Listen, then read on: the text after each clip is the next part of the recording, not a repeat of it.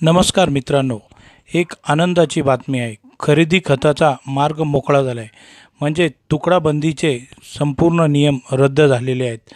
म्हणजेच महाराष्ट्र शासनाने 12 जुलै 2021 रोजी तुकडाबंदीचे नियम काढले होते। त्यामुळे खरेदी खताचे व्यवहार हे पूर्णपणे बंद झाले होते। आता त्यावर खंडपीठाने आदेश दिलेला आहे। 11 महिन्यांपासून राज्यभरातील खरेदी खत नोंदणी बंद होती। ते काय होते ते आपण आजच्या व्हिडिओमध्ये समजून घेऊया। चला तर आपण आजच्या व्हिडिओला सुरुवात करूया।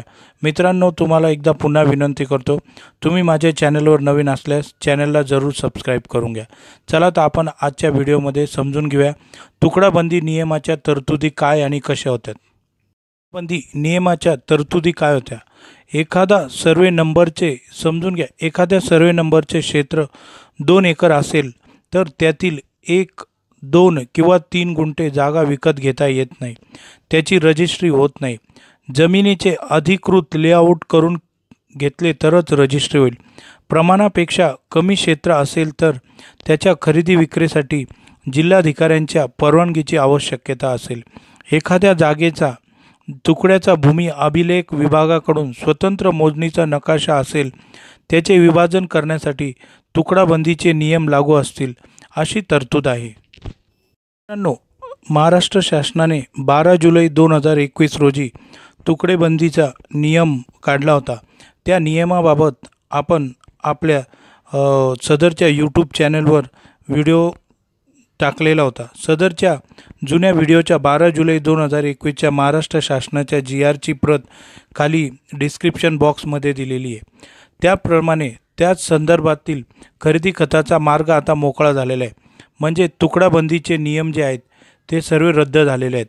खंडपीठाने औरंगाबाद खंडपीठाचे न्यायमूर्ती RD धानुका आणि न्यायमूर्ती SG मेहरे यांनी शासनाचे 12 जुलैचे तुकडाबंदीचे परिपत्रक व महाराष्ट्र नोंदणी नियम 1961चे नियम क्रमांक 44(1) गुरुवारी रद्द केले।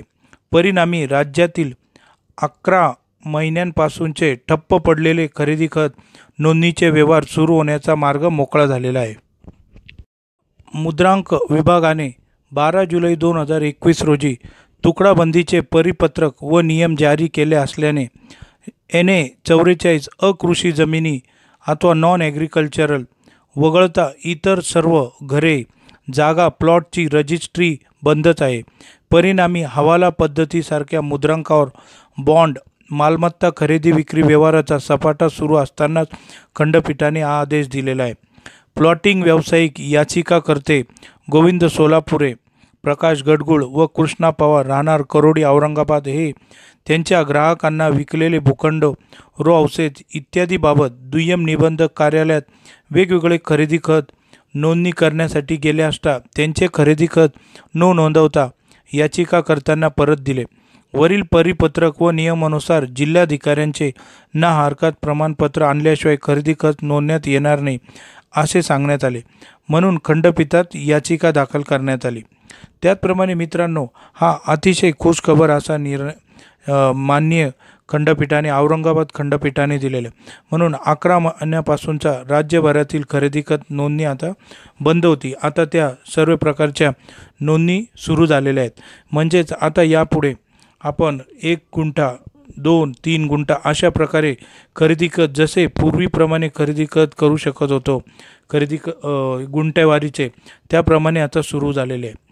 मित्रांनो, तुम्हाला हा सदरचा व्हिडिओ आवडला असल्यास तुमच्या व्हॉट्सअपवरील सर्व ग्रुपवर शेअर करावा, म्हणजे जास्तीत जास्त लोकांपर्यंत सदरची ही माहिती गेली पाहिजे।